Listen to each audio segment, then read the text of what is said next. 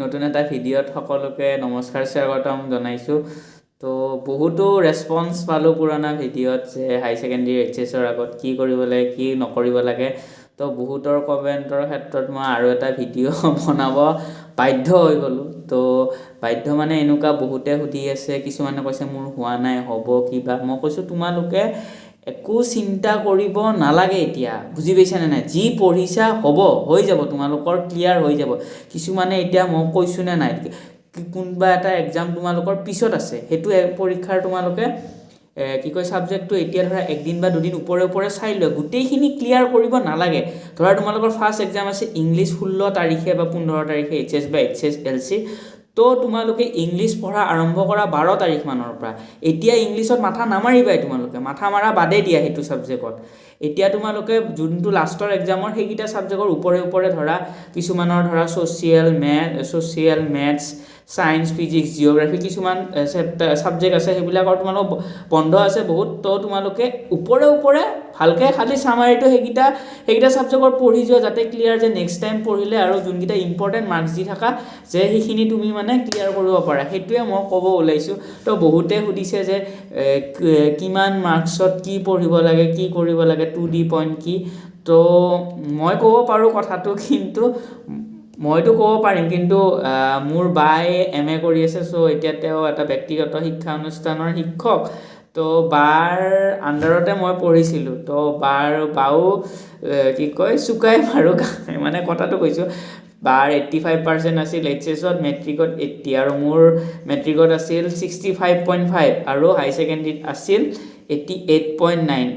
এইটোৱে ক'লোঁ যে মেট্ৰিকত ৰিজাল্ট বেয়া হ'লেও একো বেয়া নকৰিবা, তোমালোকে বেছ দিয়া। খালি ভাবিছোৱা ফাৰ্ষ্ট ডিভিজন এবাৰৰ পৰা ৰেংকৰ সেইটো উঠি গৈছে তোমালোকৰ, একো যে অমুকৰ এয়া কৰিছে তমুক সেইবিলাক এয়া নকৰিবা। তো এতিয়া বা আহিছে, বায়ে ক'ব 2D পইণ্ট কি কৰিব লাগে এনচাৰ, তো বায়ে ক'ব সেইখিনি বস্তু।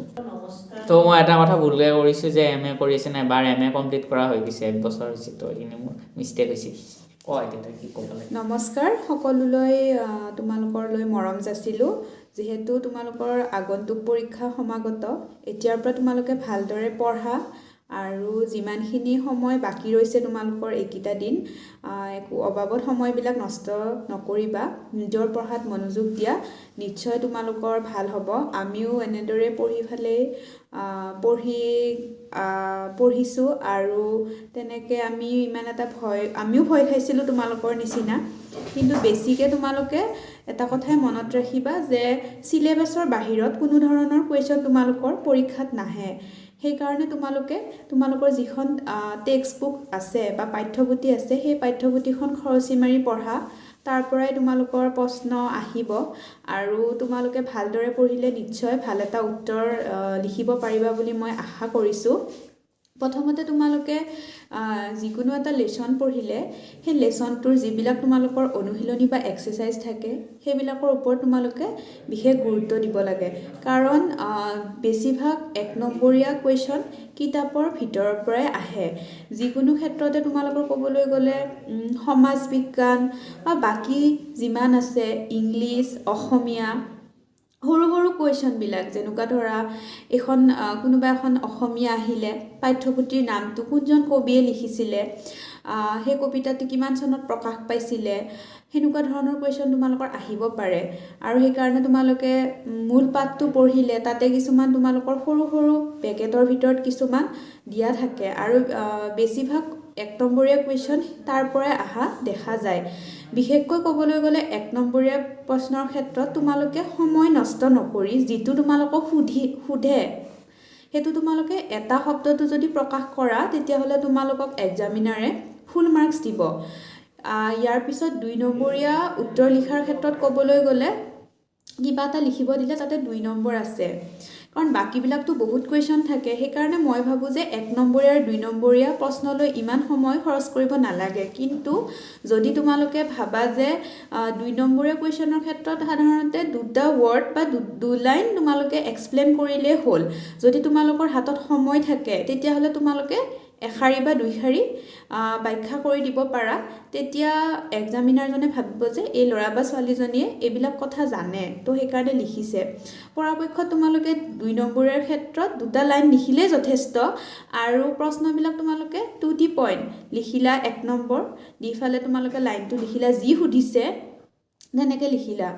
আৰু 5 নম্বৰৰ ক্ষেত্ৰত কুৱেশ্যনৰ ক্ষেত্ৰত তোমালোকে চাবলৈ গ'লে 1 পেজমান লিখিলে যথেষ্ট হয়, কিন্তু মই ভাবোঁ যে যিকোনো কথা তোমালোকে সজাই পৰাই কোনো এটা কুৱেশ্যন এনেই লিখি থৈ নাহিবা।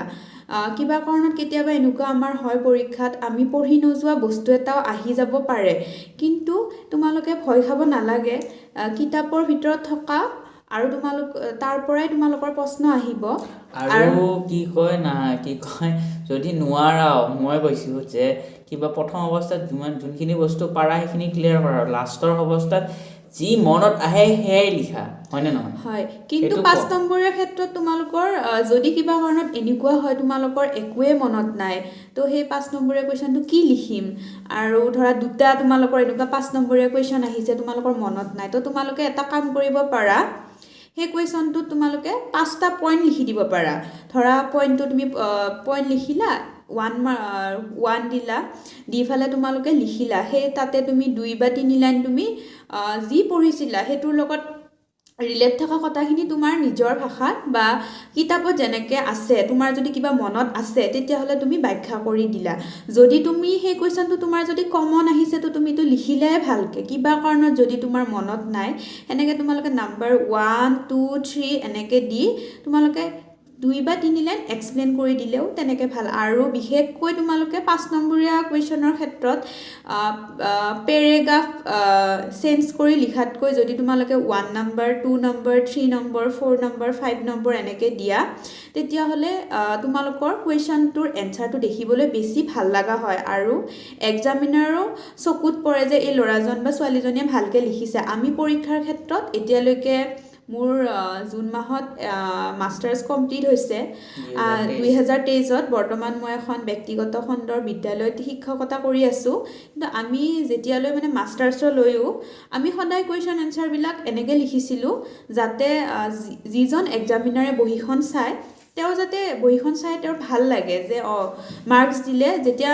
মাৰ্কছ দি যেতিয়া টু দি পইণ্ট 1, 2, 3, 4 এনেকৈ লিখা যায় তেতিয়াহ'লে তেওঁৰ চকুত পটককৈ লাগে। আৰু যিহেতু কিছুমান এনেকুৱা এক্সামিনাৰ হয় কেতিয়াবা যেতিয়া তোমালোকে বহুত দফা লিখা, তেতিয়া কেতিয়াবা এনেকুৱা হয় কিছুমানে পঢ়ি নাচাবও পাৰে সময়ৰ অভাৱৰ কাৰণে। যদি তোমালোকে টু দি পইণ্ট লিখা তেতিয়াহ'লে পটককৈ তেওঁলোকৰ চকুটো লাগে আৰু মাৰ্কছটো তেওঁলোকে দিয়াৰ ক্ষেত্ৰতো সুবিধা হয়। আৰু ইয়াৰ পিছত আহিছোঁ লং কুৱেশ্যন এনচাৰৰ ক্ষেত্ৰত। তো লং কুৱেশ্যন তোমালোকৰ 7, 8, 9, 10 বা তেনেকুৱা থাকিব পাৰে।